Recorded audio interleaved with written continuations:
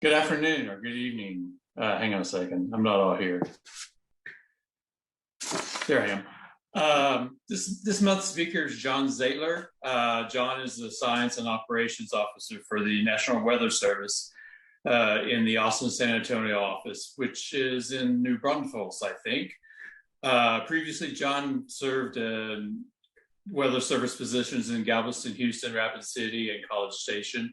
He holds a bachelor's degree in meteorology from Iowa State University and a Master of Science degree in meteorology from Texas A&M University. His professional interests are weather safety and preparedness, severe storms, and flash flooding, something we all could have used the last couple of weeks, I think. He's authored research papers on these and other topics. He's a member of the National Weather Association, American Meteorologists Society, and the Texas Flood Management Association. And he has served on committees and boards and as journal editor and reviewer. He's also a certified floodplain manager. So Jon, take it away. All right, well, we'll go through the virtual area. Everyone can hear me, first of all? Yes? Uh-oh. Yes, you are good. Okay. And then let me share my screen here. So stand by on that. And then let me know, can see the presentation. And it's there. Thank you. All right. Woof. it's always a challenge that everybody had to become an IT expert in this last year. So anyway, well, it's certainly a pleasure to speak with your chapter this evening. We've noticed an incredible interest and increase in the Master Naturalist program. I've been at this office, Austin San Antonio office, since 2002, and I believe we did our first Master Naturalist presentation of any kind, maybe 2008 or 9. And then we do a lot now, chapters all over our area. Of course, our population's increasing tremendously, too. But we generally do the sort of a introductory weather and climate lecture it's part of the certification program. But then we also do a lot of other weather presentations. And the one that seems to get a lot of interest is this one, Phenology, or Nature's Calendar. And let me start my video here. Hopefully it'll come through okay for everyone. So this is a gentleman that took a time lapse, basically the same time every day of his backyard in a place where the snow is regular. So of course you saw it started in the winter, and now we're in the springtime. And in fact, right now we're about this time of year for Texas, where everything's starting to bud and leaf out. And as you see, eventually we get to full foliage during the summertime. And then as we get into fall, the colors start to change on the leaves. And of course, the leaves eventually fall off the trees.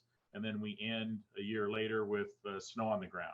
So that's somewhere where there's 4 seasons. In Texas, of course, we typically don't have such a nice run of that.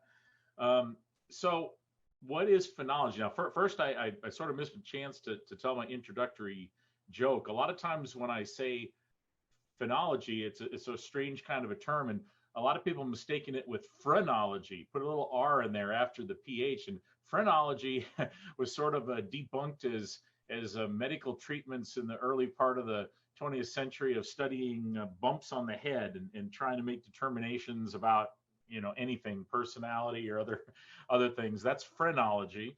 This is phenology, and this is definitely much more legitimate. So what it is, and it's good. I was pleased to see the previous speakers and the chat questions, and you're going to see how this fits in with what you do as Master Naturalist. Is phenology is just the recurring plant and animal life cycles and how those relate to timing and relationships with weather and climate, but also sunlight. How much sunlight's coming in, and it's basically those two kind of things. So obviously something like day length or sunlight, that's very regular. That's regulated by the movement of the Earth around the sun and the rotation rate and this kind of stuff. Whereas the weather also has some periodicity to it.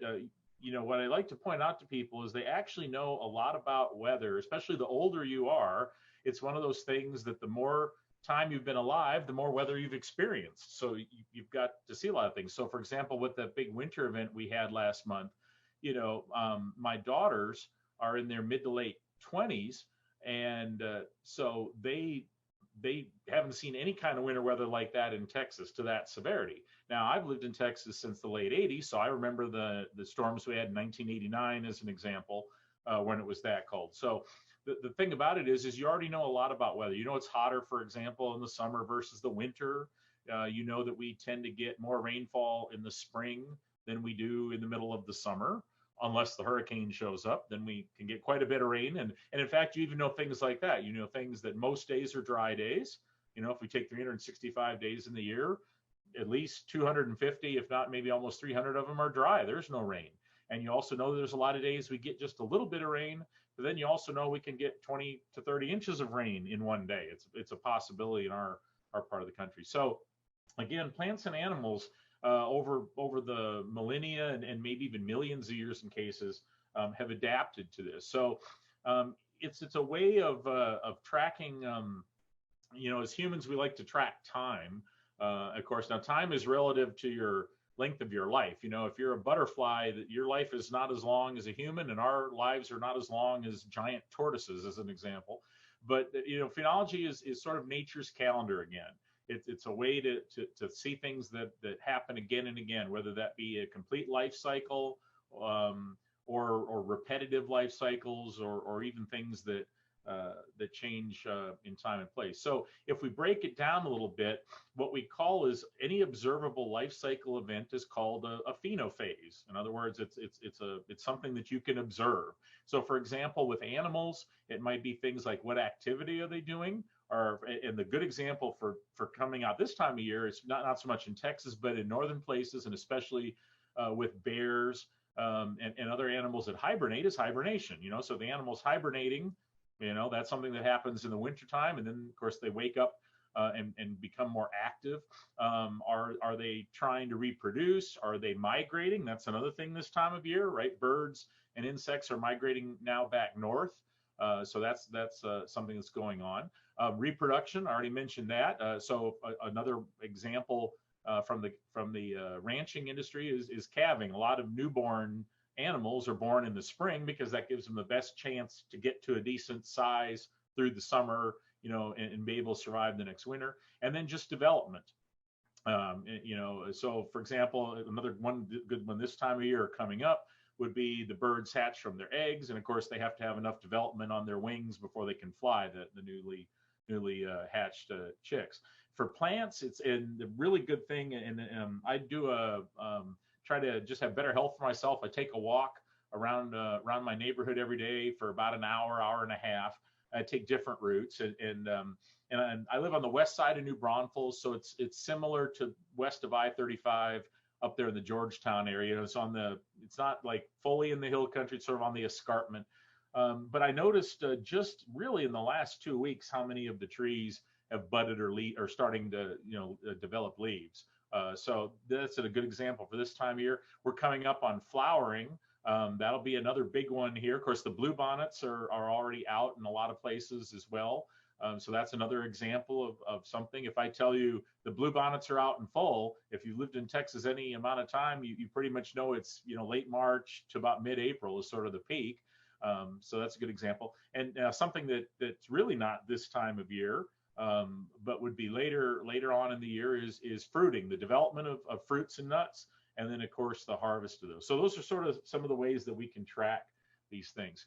So another way to look at it is a timeline. And again, you can see here I've got seasons, and then we know it doesn't matter really what season you start in. We know at some point you basically go back to the beginning when the next year comes. So if you start in the winter and you measure something at that point, by the time you get through a year, you're back to that state again. Also, just another way of looking at this again. This time of year would be eggs hatching. Now, this is important. And one thing I do want to make a point is, again, not to get too focused is what we experience as humans or with our pets, our cats and dogs, or say cattle or something that have fairly long lifespans. But there are, especially when you get into the insect world and generally smaller, bacteria. That's not, of course, something we typically observe with our eyes. But if you get to these smaller things, they actually have life cycles that in 1 year of our life might go 5, 6, 7 generations of their lives and their offspring and so forth. So don't get locked into that it's got to be linked to one calendar year. And then on the other side are some of these plants, if you're familiar with especially some of the desert climates, some of these century plants. And a big thing, if you haven't seen it already, is the cicada populations. The one that comes around this year, it's every 17 years, is a big one. And of course, cicadas are I don't know how to use the word common, but definitely they occur in this part of Texas, but especially in the eastern United States, along the East Coast and the Ohio Valley, places like that. I mean, it's going to be absolutely deafening because they're expecting this big cicada population. So that's a good example. It's a 17-year life cycle. So that's really something to think about. So again, don't get locked into 1 year is all we look at. Look into it as, many cycles could happen in 1 year, or some cycles may take maybe up to decades or longer to occur. A way that I like to look at it, the way I originally got interested in this, is where I grew up in Minnesota. There's a group called the Freshwater Institute, and you sort of could guess what their main purpose is to try to maintain fresh water. And of course, Minnesota is a land of 10,000 lakes. Well, one of the things that they did to raise funds for their organization was they sold what was called a weather guide calendar. And so my mother or grandmother would buy it for me every year for Christmas as a stocking stuffer. It was a big wall calendar, didn't fit in my stocking. And of course, they got it for me because it had the weather. It had the average high, average low, average rainfall, record high, record low for every day of the year. But it also had a lot of these phenological events on them because, again, they're tied to the weather. So you can see here, for example, where I grew up in Minnesota, seeing the first robin in the spring meant really the end of winter. But here you can see, did you see a cardinal? In fact, I saw a cardinal just outside my house the other day, first one I've seen this year. Daffodils coming up are great, but more of us are probably dealing with weeds right now that you don't want, that pop up this time of year. Of course, the grass is started to come out of its dormancy, so a lot of these things, and I just, it's been most relatable to me to think of it as a calendar. What's really interesting too, and some of you may, especially if you had, if your grandparents were farmers or ranchers, or you grew up on a farm or ranch, people that work with the land or grow up in rural areas really have a tie to this kind of stuff because it really relates to their livelihood. So again, if I go back 100 years, to the early 1900s, a lot of people knew a lot about phenology, because that was one way to track things. And if you go back before, we'll say, modern times, before the development of clocks and whatnot, a lot of ways, again, besides just the sun and the moon phases, was way to track things was, again, by knowing that certain things happen certain times a year, right? And that's sort of a way that our ancestors kept track things. So why does it matter? Well, we're going to cover this a lot in some of the other slides, but there's a lot of biological interactions that happen between plants and animals.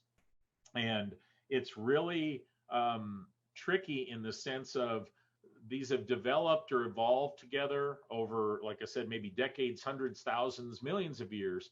So if you introduce something like a really rapid urbanization, like we have in the Austin metro area, that can change things maybe for the plants that the plants can adapt to, but maybe the animals or birds, butterflies, whatever can't, or vice versa, the other way around, that the animals and insects and birds might be able to adapt, but the plants can't adapt. And so you can end up with some mismatches, and that can be very problematic. Growing season length. Now, here in Texas, we have a very long growing season, and the growing season is just defined as the last freeze in the spring to the first freeze in the fall. But again, where I grew up, somewhere like Minnesota, or think of the entirety of the country of Canada, if, again, we've got climate change, and now all of a sudden the growing season is a month longer than it was maybe 100 years ago. That changes the game a lot in terms of what farmers may plant. In other words, they might like to plant, let's say we've got two crops, we've got wheat and we've got corn, let's say, and let's just pretend it's more valuable to plant corn. But the limitation is that corn's more sensitive to temperature than wheat, maybe. All right, so you don't want to take the risk. I can't risk losing the crop, so I'll plant this. Well, now that changes quite a bit what you may be able to plant. And then similarly, even though the length of the season may not have as much effect in Texas, we might have more hot days, and that may stress what you're planting more in the fields. And we've got a lot of relationships. This kind of work goes back again, decades, in terms of things. If there's a term called growing degree days, you pick a reference temperature, and every degree that's over that for a day you count as one. Then when you get so many of them, the plant will change phases. For example, it'll start to set its fruit or that kind of thing. So again, that has a big impact. Human health, this is a tremendous one. Again, for our area, we're just now sort of, I think we're on the backside of the mountain cedar pollen that affects a lot of people. But of course, we've got all the other pollens as the plants, again, come into life in the spring. So again, there can be pretty big changes there. I already talked about climate change. The thing I like about this talk, and maybe this will help in some of the things you do when you speak to other people, as master naturalist, is this resonates something with the public. And one of the problems we have as meteorologists is we talk about climate change and we throw a bunch of numbers and a bunch of graphs, and people's eyes bug out, and they can't really relate to it. But people can relate a lot more to, if I say, for example, they like a certain kind of tomato that they might plant in their backyard, and all of a sudden it's too hot for that anymore. You can't grow it. Or maybe you can get two crops into the tomato. That starts to resonate with people. Or sort of like was shown earlier, a certain animal species that 30 or 40 years ago you didn't see much of, now you see a lot of, or the other way around, you used to see a lot of and now you don't see much of. These kind of things, again, can relate to this. And so it's that personal connection. It's something that people can log and track for themselves just in their own backyard. So that's a really nice thing to be able to do. So again, some of the changes that we see in the fall, the sunlight decreases, days get shorter. We have daylight savings time, doesn't really matter to the plants, don't know that we move the clock back, but temperature starts to fall. We start having freezes, okay? And again, the further north latitude you are in the southern hemisphere toward the pole, you're going to have that. And water freezing is a big deal for plants. If all of a sudden the river's not flowing or whatnot, that changes quite a bit. Of course, the plants will lose the leaves, they change color, nuts or fruit drop off, they go dormant. We harvest a bunch of crops, and think about that. If I have a cornfield that's transpirating, it's releasing water vapor and oxygen and taking in CO2, okay, and then all of a sudden I take that cornfield out, I harvest it. That's a big change in the local environment, isn't it? And if you scale it up, where I went to school at Iowa State, almost the entire state of Iowa is within 100 or 200 feet elevation, and it's almost all corn and soybeans. It's like one big giant. If you think of the movie Field of Dreams, that's the state of Iowa.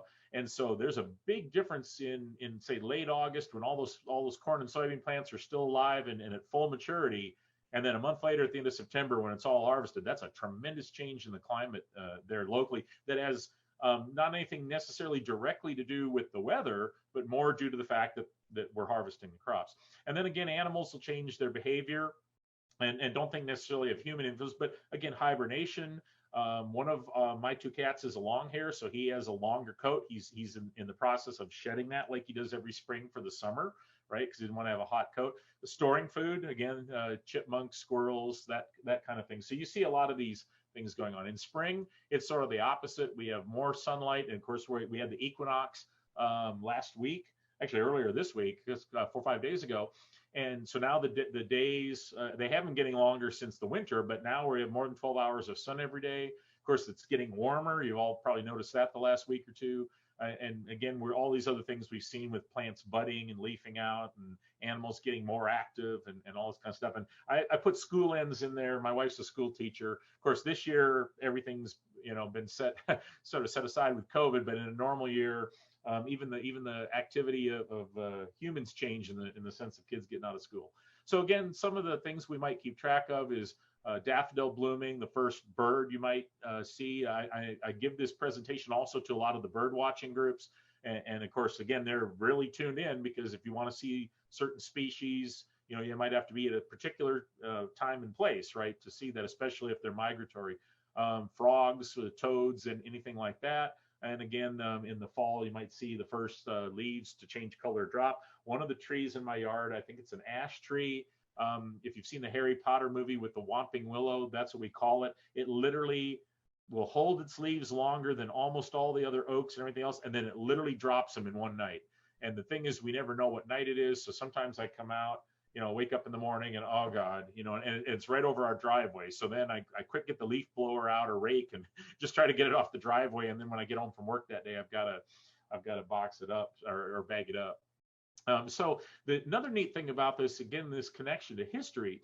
So Dutchess County is in New York, and all they did is they did a track here of when the American woodcock showed up, basically in the spring to Dutchess County. Now, on the left there, the axis is what's called Julian date, and so what it means is New Year's Day is day 1, and December 31st is day 365. So if you see up here, back in the 1880s, the first American woodcock that they would see at this location would show up around day 120. There's about 30 days in a month, okay, so 4 months. So that would be about May 1st, right? January, February, March, April would have gone by. And then on May 1st, they'd show up. Well, notice this now. Of course, we've got these records that go all the way up now to 2020. So in the last basically 140 years, it's gone from the average of 120 days. Now we're down about 60. I mean, that's a tremendous change. That's 2 months earlier that this bird is showing up at a particular location. So this is the kind of thing, again, the neat thing is people have been taking these kind of records, going way back. I mean, you can find references in the Bible as an example of phenological kinds of things, right? So that's really interesting when you have some of these long-term records. Again, it helps people sort of put a sense of how the changes are and what might be going on. Again, I've got just another review on some of the metrics. We can do a lot, not only with our physical observations ourselves as people, but we can use instrumentation. Satellites is a good example. I think I've got a slide coming up that shows that. You can look at the overall greenness. Say if you had a satellite overhead and you can see that, or the change in the leaves in the fall would be a good example. And there are all kinds of metrics. Anything that's basically measurable about a plant or animal, its size, its color, its activity, anything like that can be used. So just to give you another example for lilacs, here's sort of 4 stages of life, right? From buds all the way to full flowering. Okay, that's great. Now, I think this gentleman should have won the Nobel Prize. This is Dr. Joe Caprio, is at Montana State University. And back in the 1950s, as part of his research, he said, okay, it'd be interesting to know, lilacs are fairly common across the U.S. It'd be really nice to know, how things are going on. How's the life cycle going? So what he did is a really neat, simple idea is he just mailed postcards. He found a bunch of people that were willing to be observers. And all he did was say, write down each year, the first budding date, the flowering, all this kind of stuff, and send it to me. And then what he was able to do are some really cool graphs like this. So here's an example of the first leafing date. Okay, and again, it's by Julian Day. So down here in Oklahoma and Texas, it would be about day 60. All right, so it's about March 1st. And you can see up here at northern, sort of the U.S.-Canada border, it's about day 120. You can see it gets really tricky in the mountains because, of course, you've got valleys and elevation effects there. But this is really a cool thing, I think, that somebody thought. It was a very simple thing, just people sending postcards that you could draw up some really nice work like this. And of course, this is just with lilac. It could be done with any plant, all kinds of insects, birds, animals, anything. So it's really I just think it's a neat thing, and especially when we try to teach science to younger kids, school age kids, there's a lot of stuff you can do with computers, and that's all great. But a lot of times, just thinking something through like this is really a cool thing. And you'll see once in a while, I see kids that do projects along these kind of lines, and I get really excited about them, especially if they take them to science fair. Well, part of the thing you can do too is if you have this kind of data is, again, you can track the changes. So for example, at one location in California, Notice here the date of the first bloom was about day 105-ish, and now it's down to about day 100. So about 2 days per decade earlier. And that's, again, due to climate change. Now, there's a global climate change, and we have a whole presentation we do on that if you'd like us to do it someday. But there's also regional climate changes that happen too. It's not monolithic that everywhere is got the same effect. So it can be due to a lot of different things. But this is a good example, again, of the lilac. Just a few more, just to make sure that, again, everyone realizes it's plants, animals, insects, and I've even got some interesting things. Another big thing, again, is the migratory. Again, I haven't mentioned this yet. Think of the salmon returning to the rivers in the Pacific Northwest. Think of whales migrating. I think I've got a slide of that. And I already mentioned the cicadas, which is going to be a big news story later this year. Again, for an individual, you see we've got another plant here and an example as you go with time. Here's another way of looking at it. So a really good example, if you're into a really nice, say, a decorative garden, and that you might want, well, I want flower. You know, a good example is bluebonnets. They don't last that long, but you might say, what's a kind of plant that would, say, be in flowering for, I wouldn't say necessarily the whole summer, but for a long time, for many weeks. Well, this is one of the things you could do, is you can find this kind of information for different plants. And then, of course, you know, you might choose ones that stay in flower longer, okay, so that you don't have to replant or consider something else, or you might want something that is shorter, as a good example. I mean, you know, people have different needs for different times, but it's something that, especially in places that are managed kind of properties, that you could take into account. Here's an example from the desert Joshua tree. Another example with red elderberry. And again, these life cycles, the people that have studied these things, I would think could be fair, you know, with just a little bit of internet research, you could probably find information on just about anything. It's, again, some more examples and just what different life phases look like. Now, here's a practical thing. Now we're going to start talking about these matches. So, for example, gypsy moths like to hatch when the red buds bloom, because that's a source of food for them. And similarly, hummingbirds. Now, I've got one of these feeders myself. I like hummingbirds, but naturally, hummingbirds like red buckeyes, and especially in certain parts of the country, those are. Well, again, it depends if the plants start flowering earlier, and either the insects or the birds aren't prepared or aren't there, then you could potentially have a mismatch, and there's no food for them there. This is just an example in Ohio of again some different bloom dates, and sort of they've got some of the values. And this DD50 means degree day 50. So if the average temperature is 50 on a given day, each degree, it's sort of, say it was 55, you count 5 units. So again, you can do some things like this because one of the big questions that we know is that the weather's variable, that we can have hot and cold periods. And so if you know these degree day formulas, once you plant something, let's say you plant something in the backyard, if you count up these degree days, you can do a really good job of predicting when whatever the life cycle of the plant is going to reach, whether it's flowering or budding or setting fruit. And that's really useful. Obviously, you can see for agriculture, that would be really useful to know that. But even just in your own backyard, this is something that you could do. So a key one that's coming up here in 2 weeks that a lot of people want to know, of course, so the cherry blossoms, not only in Washington, D.C., but of course in Japan as well. And obviously, if this was a goal of yours, was to see the cherry blossoms, you know, you wouldn't want to show up a week late, right, or a week early. And so this is something the Park Service uses, this kind of information. Notice they've got the different phenophases. Now, this is not this year's. This is from 2011. In fact, I should have probably put this year's in there.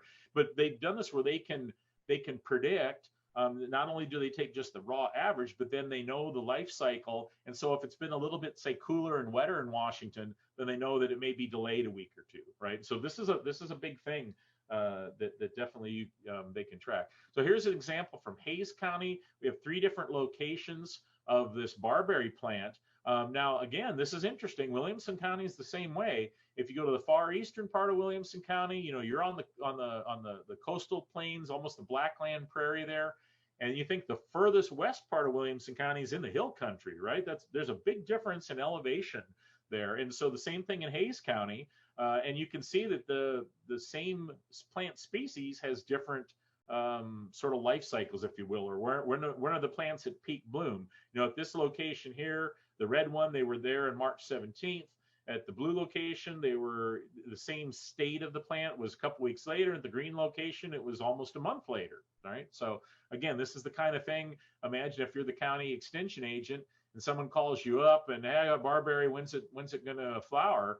If you just picked one of these curves and told somebody, well, I think here you could be off by up to 2 weeks. Whereas if you knew that varied through your county, then you could tell them, well, where do you live? And you could sort of look up their elevation and how close they are to the river and this kind of stuff, and get a better idea. So the switch to butterflies. All right, so here's annual 10-day intervals through the year of diversity of butterflies. Say you go to the ladybird butterfly conservatory there, and you take a net, or you go out and do a field survey, right? As master naturalists, you all are used to doing this.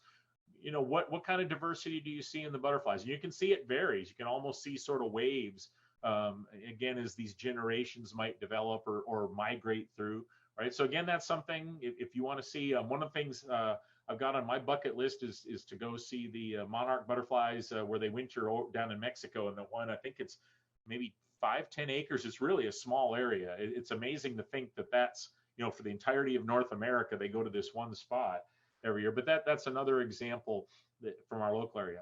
Again, I already talked about this. Pollen is a big thing. And now we can see how it spills over into our realm as humans too. If you suffer from severe allergies, the pollen count is a big deal. And one of the things that I'm actually very allergic to is certain molds that form on leaves when they've fallen off the trees in the fall and then it rains and the leaves get wet. There's certain molds that form on those. And I'm very allergic to that. When I was growing up, I played football, and there'd be times when my eyes were almost swollen shut from the allergic reaction. So I actually took allergy shots from about age 11 to about age 21. Well, by the time I got to out of high school, college, I was done playing football and wasn't getting my face directly in the leaves. So it's much better. But that's a good example. And again, you can see how it relates to human health as well. Now, again, I mentioned that not only besides we have our own observations, but we have satellites. So this is, for example, a normalized vegetation index. All right, so this is a satellite, and basically think of this as looking at the greenness. If I put you on the International Space Station and had you look down at the Earth, and say the clouds were out of the way, and you could sort of see it literally how much it greens up. And this is, again, a good way, because even though we do have fairly good spread of people, I mean, there's still parts, think of West Texas, there's still places, big ranches even, that even the rancher that owns, if that rancher has 10,000 acres, may not know what's going on the far end of the ranch necessarily. So satellites are a good way to track this. Think of the Amazon rainforest areas, the edge of like the Sahara desert's another example. So satellites are modern. Only for about the last 50 years we've had satellites to do this. But again, you can have some pretty good correlations. But the actual human on the ground observations are still valuable because we have to calibrate what the satellite sees. In other words, a satellite will see a certain color density, but we want measurements from the ground too to correlate that. And so that goes on, but that work's always going to be necessary. Now, in terms, again, we talked a little bit already about climate change. So, for example, here, this is the lilac again in Vermont. Notice that for flowering, that's moved up to an earlier time. Notice that leafing has really moved up a lot earlier. And notice now the time scale is just the last, say, 50 or 60 years. Okay, so again, for leafing, where it used to be at day 116, all right, so that would be, let's see, about the middle of March or so. Well, actually, middle of March, and then, or middle of April, and then now it's almost day 100. Getting toward early April. Another way to look at it, down below is the chart where we've seen the most climate change is in nighttime and wintertime temperatures, so warmer nights. Overall, now obviously this last winter here in our area we had that one terrible 10 days of really cold, but generally speaking, we're seeing that. In the summertime, the high temperatures aren't really all that much hotter yet, and the summertime isn't really all that much longer yet. So again, we're seeing most of this in the springtime period so far. Now, this is one for you literary fans. I'll leave it a second. I got his name up there. So this is Henry David Thoreau. And again, this is a really cool thing. So if you've read Walden Pond, right, or on Walden Pond, well, he was there, okay, and this is before modern times, so he tracked all this stuff. So this goes, this is over 150 years ago. He tracked all these different species and just what he saw. So 43 of the species that he identified there now bloom a week earlier than they did 150 years ago. Blueberries, and this is again from his diaries and books, now flower 3 weeks earlier, and about a quarter of the species are no longer there. If you went there today and you read his book and said, I look upon the lake shore and I see whatever, a quarter of that's not there anymore. So this is really interesting because even though we may not, we didn't have extensive scientific equipment, 100, 200, 300, 500 years ago, and even in the sense of people understanding science, of testing assumptions and hypotheses, even that was somewhat not well formed until the 1700s, 1800s. But what we do have are people's diaries, and that again goes all the way back. You can think of it to biblical times. And if people did a good job of tracking what they saw, now if they just said, I had a headache today and the kids made me mad, well, okay, that's not helpful for this. But if they tracked, when they saw the first robin, or when the apple fell off the tree, this kind of stuff, you can track this kind of thing. And so one of the things for weather data, if you're ever down here in Comal County, there's a Fisher Store. It's in the northwest part of the county. It's been in that family for 100 years. They've taken weather observations for us for over 100 years. But that would be an example, again, of a certain location where people could track things through time. So again, a really neat function. Why don't I take a quick break here? And I do have the question and answer window open. I see some were okay, I think it was all earlier before we started. Yeah. So any questions that anyone has, or if Randy would want to pass them on. I don't currently see any in the Q&A or the chat, but if they do have them, they're welcome to put them in there, and John will be happy to answer them. All right, well, let's keep going on then. So here's a really good example. I've got this slide I came across I think about 5 or 6 years ago. So Lowell, Massachusetts, it's north of Boston a little bit, but on May 30th of 1868, you see the picture there on the left. And on the right is May 30th of 2005. Now, some of you might be thinking, okay, this smart guy picked the coldest day in the 1800s and the hottest day. Now, this is actually, as you see, there's a reference there to a paper in the American Journal of Botany that these represent the average conditions now. So again, look at the difference in that, again, 150 years ago on May 30th, the pine trees were the only things green really. And then if you look on the right, that's not even just leaves coming out. That's almost full canopy. So again, that's a tremendous difference in what's going on in that local area as an example of something that can be tracked. So to tie this again, when I worked at the Rapid City, South Dakota Weather Office, there's a lot of national forests, national parks in that area. So they had taken a picture in 1909. Okay. So I think how early photography is. They'd taken I think it was part of the national forest. I don't think it was the state or national park, but it was overlooking sort of this valley, and they took a picture. Well, in 1959, somebody had the foresight and said, hey, I remember this picture. Let's go out and take a picture from the exact same spot. So they did. And then in 2009, somebody said, all right, let's go take a picture again. So now, you have 3 pictures, 50 and 100 years after the first. And again, this kind of phenomenon, what you saw in 1909 at that time of year was and actually it was in the summer, so it wasn't so much that the leaves hadn't developed, but it's just natural wildfire was still occurring in the area. And so the trees were very far spaced apart, maybe 30, 40, 50 yards, here and there kind of thing. By 1959, there was the government had a fire suppression. We want to put out all wildfires. not realizing that that's part of the natural system in the West. And so a lot of the foliage was about half covered in. And by 2009, you could barely even see, the other end of the valley because there was so much foliage. So this is the kind of thing that, again, if you've got historical pictures that people have taken, and sometimes it can be really neat and tricky. So like here, you can see it was the cemetery and a funeral. But imagine if we had, say, like a class picture, and they all wanted to take it, I don't know, in the football stadium or something, and behind it was a grove of trees. Say, again, the average person, if you showed them a picture, they'd say, okay, it's a class picture. But as someone who's trained to look for this kind of stuff, you'd be like, well, wait a minute, though. They took this class picture when? Well, let's say it was the week of graduation. Okay, well, let's look at all the class pictures from this, say, high school or wherever for the last 50 or 100 years. And again, you'll watch that grove of trees maybe grow up, or again, you'll see changes. So sometimes you can really dig some things out that are really pretty interesting. So I already mentioned this in terms of growing season.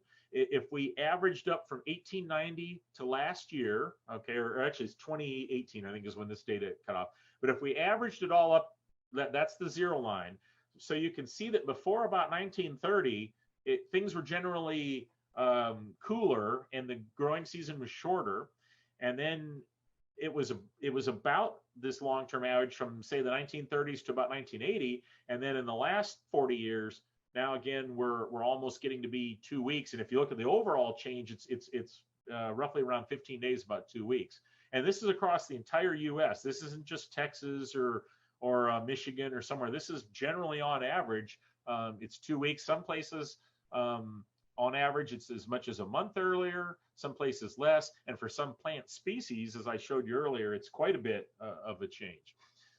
This is this is sort of a complicated graph. Start at the bottom.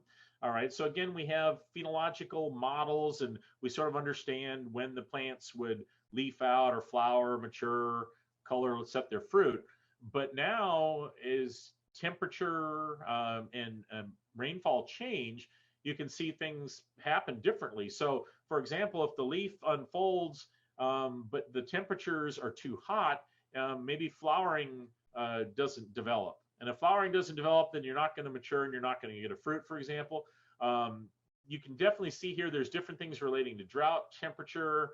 One thing for those of you who like peaches, and you've ever had the Fredericksburg peaches, peaches need what they call chilling hours. And these are sort of days like we had last week, where you've got a warm, mild day, but you get that cool night, not quite freezing, down in the 40s or so temperature. That really helps set the peaches to really nice fruit.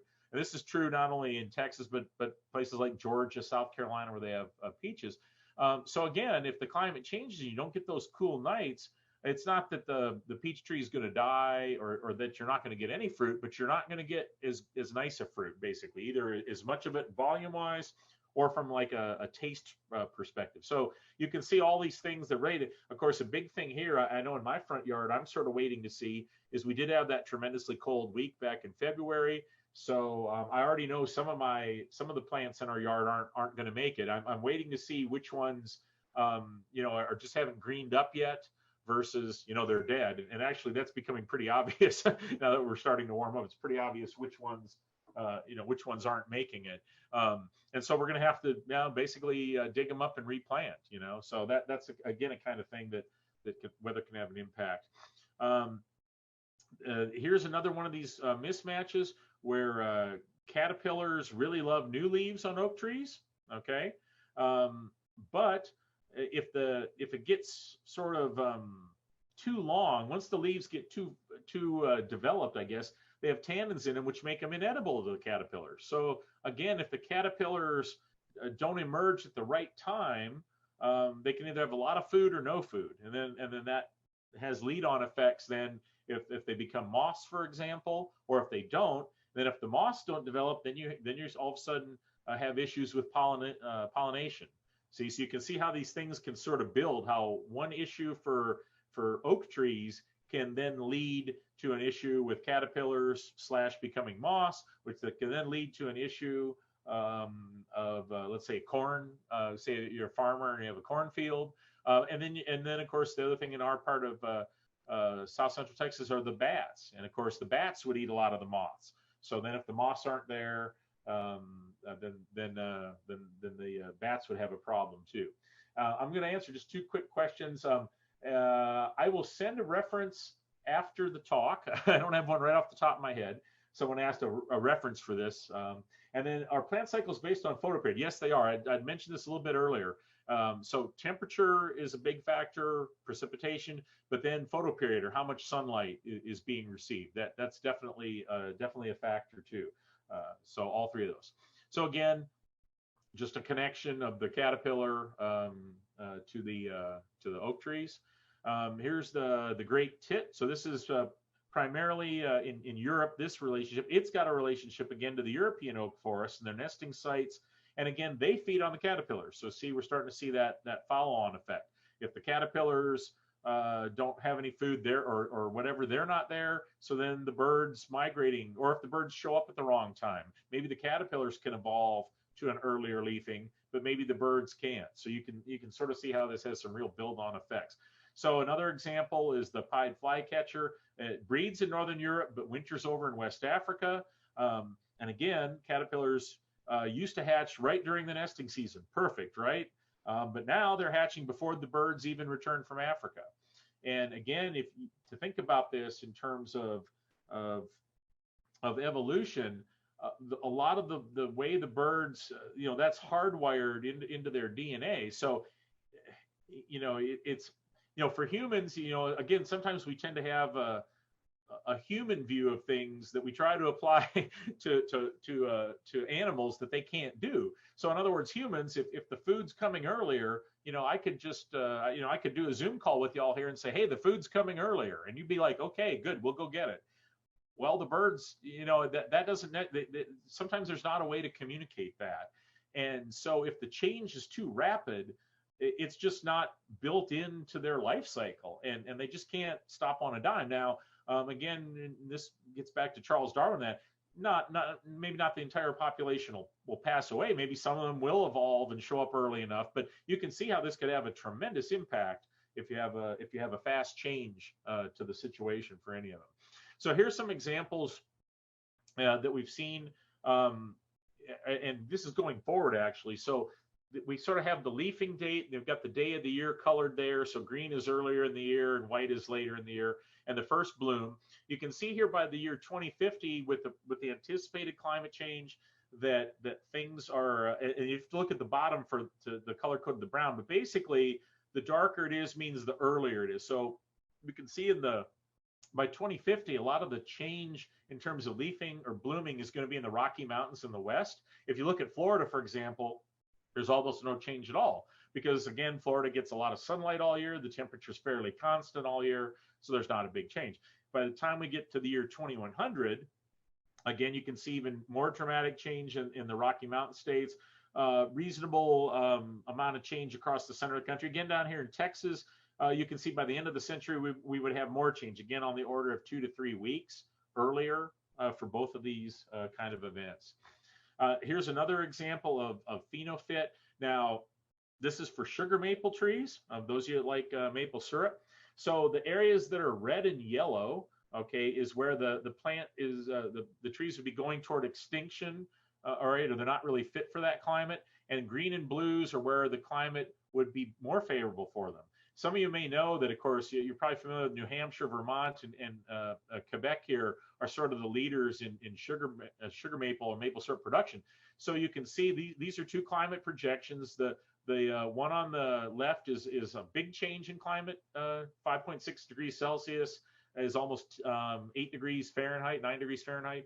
And the other one is plus 2.2 on the right, so it's less climate change. But again, it depends how it goes. But you can see here that in Canada and the northern U.S., it's going to be becoming more favorable. Again, that's because that growing season is longer. The trees have more development time. And if you tried to have a sugar maple down in North Alabama or somewhere, you're probably not going to be having a sugar maple by the year 2100, as an example. So again, this is sort of where one of the things they ask us weather and climate people about, is what is the climate change going to be? And that's a very tough story, because a lot of it hasn't been written yet. It sort of depends how fossil fuel burning and that changes or doesn't change. So a lot of the story has yet to be written, especially the further you get out in time toward the year 2100.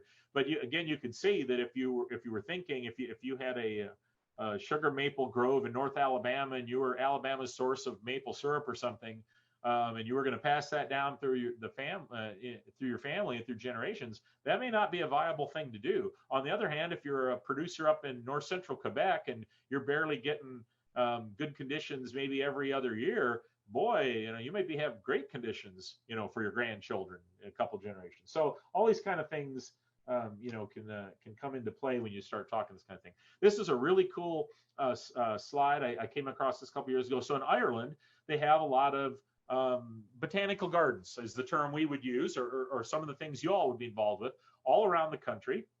I mean, this is Northern and Republic of Ireland. So you can see that they're all listed there. Okay. And they've been studying this kind of stuff for quite a while. So here's a good example at one of the locations, Valencia.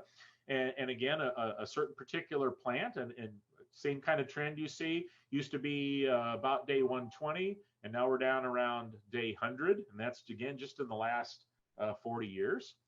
Here's a couple different locations. So the black is one location. It's actually, the gardens are named after John F. Kennedy. Yellow is one, green is one. And you can see sort of the trend lines. And again, at the Valencia place, the change isn't as much for this particular plant. But notice at the JFK there in the black and the NBG site in the yellow, notice the change again is pretty dramatic, about 10 days worth. So again, this is really cool that it's something that's very easily done for any place that has regular, it's managed by somebody, some kind of a caretaker or so it could be a state park, it could be a community garden, it could be, somebody that takes care of the landscaping at a church or a school. As long as it's somebody or some group of people that consistently take the observations, you can start to see trends like this. So this is a little bit of a complicated graphic, but basically what's happening here is the light blue is where species were in their winter destination. These are birds in the winter of 1966, 1967. And then the dark blue is where their average winter location was 40 years later. So let's look down here in Texas. Back in the 1960s, snow geese, Canada geese, I suppose, right? Or actually snow geese, I think, are slightly different species. They would have been right in our area here. And now they're way up in southeast Oklahoma. Look at the house finch out here, right north of the Las Vegas area. And now it's in central Nebraska. Basically, if you look at this, the graph there shows that the temperature average across the U.S. is higher, but almost all of these species have moved north generally. Okay, so again, big changes in any given location. All right, that they've changed their range. I brought this one up for just to keep in mind. Again, don't even though our domain here in Central Texas are plants and animals, don't forget 70% of the Earth is ocean. So we've got things like whales, fish, even things like plankton or algae blooms or seagrasses, anything that's living pretty much doesn't. So here's again a good example of the feeding grounds of whales are up off of Alaska in the summer, and they work their way down the west coast to Baja California. So again, if you wanted to take a trip, a good example down here, say by Cabo San Lucas or so, say that was a thing, you wanted to see the whales. All right, well, the locals there who run the boat tours would be keeping track of this, but you'd hate to show up 2 weeks before. Hey, I want to go on the whale watching. Oh, sorry, they're not here yet. And again, this is the kind of thing that you can track with networks. Some of the things you see too, for example, is red foxes in the winter. Because there's less snow cover in the northern U.S., their range is further north than it used to be. The Arctic fox, and you can see why they would love the snow cover, right? Because it helps their camouflage.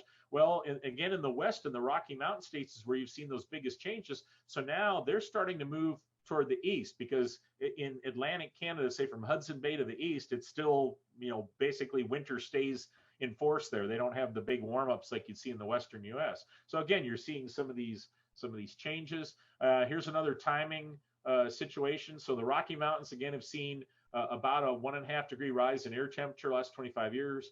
So yellow-bellied marmots come out over a month earlier from hibernation. That's incredible to me. I mean, that's like, 1/10 of their life cycle, basically. Robins 2 weeks earlier. However, just because it's warmer doesn't necessarily mean that the snow has melted. So in other words, in some places, the snow is still out enough or it's just recently melted, and or the plants are still dormant. So if you're the marmot and you emerge from hibernation, you're starving, literally starving to death. And the food you might prefer, or the food that's the most nutritious for you, isn't there. It's not developed yet. So again, you can see how that's a big problem.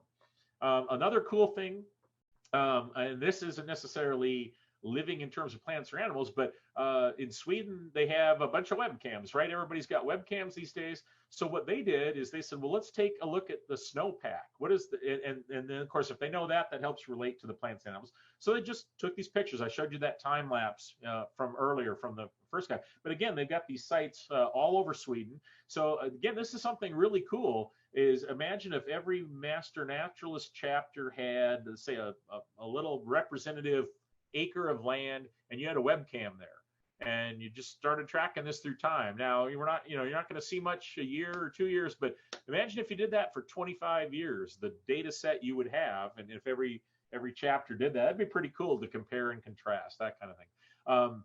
Another thing that's big in Alaska, for example, anywhere in the northern places, is when is the ice breakup. So here's a good time lapse of that. And actually, I got to go back. That thing goes too quick. But basically here you can see the change. It's just a shot at solar noon or so each day. And in Alaska, especially outside of the few roads they like, say Anchorage up to Fairbanks and that, most of Alaska, you're either flying or you're reaching it by boat. So this is a big deal in terms of not only transportation for people, but again, you can imagine the various plants and animals that either can cross when it's frozen. Okay, think of like caribou as an example, or would get much more active when it's liquids, such as fish. Okay, so that is the last slide I have, and we've got a few minutes here for questions. So go ahead and ask. Like I said, this is really interesting stuff. I will find a reference and send it to Randy or someone with the chapter. I'll do that tomorrow, so you all have that for your next meeting. I don't know that there's a very comprehensive. There's not like the big giant book of phenology, because again, literally every single species of insect, plant, any kind of animal, birds, all of it is going to have these life cycle things. So it's almost like an encyclopedia of everything. Definitely though, I can give you a few sample things to get started on this. I think generally speaking, for whatever species you're interested in, if you do enough research, I would, and this goes as a guy who's graduated from 2 land grant ag schools in Iowa State and A&M, is your county extension, Texas A&M AgriLife. That'd be a place I would start at. And if your county extension agents, and I've worked with some of them in Williamson before, if they don't know the answer, they've got the entire research of A&M and the entire research of all the land grant universities.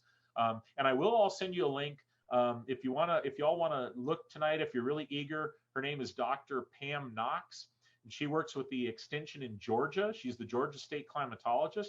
She's got a fantastic I guess I'll call it a blog. She updates, I don't know, maybe 5 or 6 posts a week on all kinds of things relating to agriculture and weather. But sort of as you've seen from this presentation, those things are interlocked together. And even though it is focused on the Southeast, again, she's the Georgia State climatologist, a lot of the things do relate back to Texas. So when she, for example, talks about the peach crop and the stress on peaches in Texas, if I read that story, I can relate that to what might be going on in Fredericksburg as an example with the peach crop there. And so a lot of the things do tie over. She had one, a really good study that showed the impact of heat stress on dairy cattle. So again, you can imagine if the cattle are not under any heat stress, you're going to get maximum milk production. If all of a sudden you start putting them under heat stress, that's not only temperature but humidity, then the milk production goes down. So then the question goes, well, you probably can't afford to put them in a fully air conditioned down to 70 degrees barn, because then your air conditioning bill is going to be high. But what if you sort of used a mister. So like at the restaurants, right? You put a mister on them, and we have fans blowing on them, and use evaporative cooling to cool them off. And sure enough, somebody did some research with that and showed, how a small investment in that, keeps the animals great and the milk production up. So all kinds of cool stuff. So I'll send the link for hers, and that's a good place to start. But like I said, another place to look is the Texas A&M AgriLife extension there. All right. Yes, I see one question. Can you send the name of that lady? And I will send that. So I'll send that with the other links, and then Randy can push that back out to the chapter. And like I said, her stuff's written in a very professional conversation level. It's not. She might refer to research reports that might start to get really scientific and in depth, but at least her initial blog stuff is readable by anybody that would read a daily newspaper or news stories. It's very relatable, I guess is the word I'd use. And she covers things like drought. That's a big thing. That we've sort of got our eye on here because we had this, other than that winter week, when we have La Nina winters like we did this last winter, as you may know, we didn't get a ton of precipitation. It's not tremendously damp out there right now. It's starting to get dry. And if we don't get this spring rainfall, fortunately, we've had these couple storm systems this week to bring some rain. But, if we were to go, say, a month or two here without much rain, then we get to June when the subtropical high pressure parks over Texas most of the summer. As you all know, that would be a real big problem for drought, getting later on into by August and September. So she covers a lot of that kind of stuff. Again, it's focused on the Southeast. Also, another thing I will send you is the link. John Nielsen Gammon is our Texas state climatologist at A&M. He's not going to cover so much this plant and phenology side of things, but he's definitely covers the weather extremes we have, whether that be Hurricane Harvey or the winter weather, whatnot. All right, I better be quiet for a second here and let Randy see if anyone has any verbal questions they'd like to ask. So somebody asked in the chat said that what is bringing the marmots out a month earlier if the snow hasn't melted? Oh, right. Well, it could just be it's the relationship to temperature. So again, in hibernation, they're in there. Well, I always think bears and think of a cave. So I don't know if marmots have a cave, but they're burrowed in. So it's not a sunlight thing. So their body probably has responded to it. It probably has the sensation that it's getting warmer. Almost like I was talking about how my cat sheds his hair. And so their body life cycle, if it's tied to that, is thinking, okay, well, it's warm enough now. Hey, wake up, time to go outside, kind of thing. And so that's probably what's leading to that. But it's warm enough that it triggers their body, but not warm enough, for example, for the plants to flower. See, and that's where we get those mismatches again.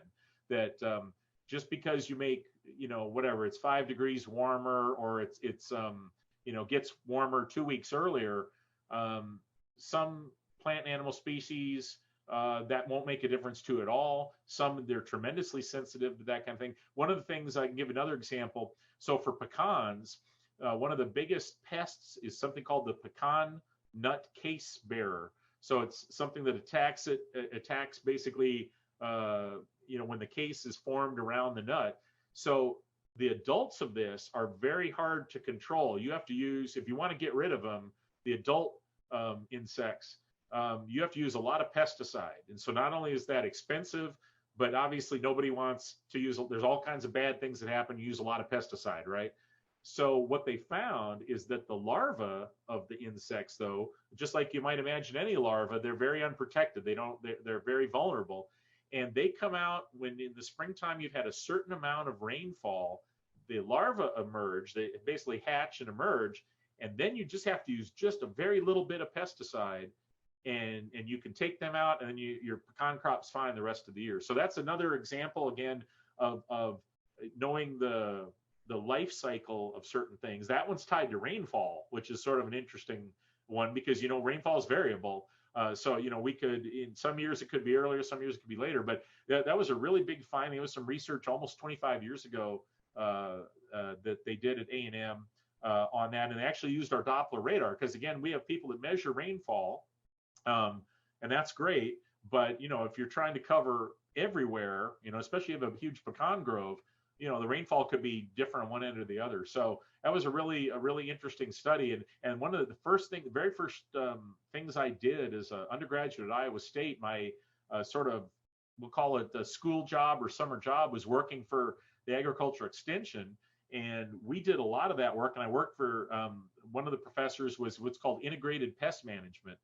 And that's a fancy term for using less pesticide. So, in the old days, they've just bombed everything with pesticide. And obviously, I don't have to tell people that all the, various results of that, some are not good. So integrated pest management is using this kind of information, using things, what are natural predators, right? So if you've got a certain natural predator, and you got to be careful there. If you introduce too much of a natural predator, then you may have a problem with that population. But it's much more trying to get less pesticides, not only from a health and safety standpoint, but just from a cost standpoint, and then trying to keep things balanced as well. So that's still a lot of research that goes on in that area too. All right, other questions? I don't see any at this time. It was thank you, and so thanks for coming and give us the presentation tonight. That was really interesting. So I'll look for the information from you and pass that on to the chapter. And I think we'll turn it back over to Nancy. All right. Thanks so much. Well, thank you everybody for attending tonight. Thought it was very educational. Thank you, John. We learned a lot. And I guess if there are no other questions, then thank you for attending, and we will see you next month. Sorry. And next month. Yes, and next month we're actually going to have Diane Odegaard from the Austin Bat Refuge, and she's going to tell us about the impact that the deep freeze had on our Mexican free-tailed bat population. So please join us if you want to see that, and everybody have a good evening. Thank you and good night.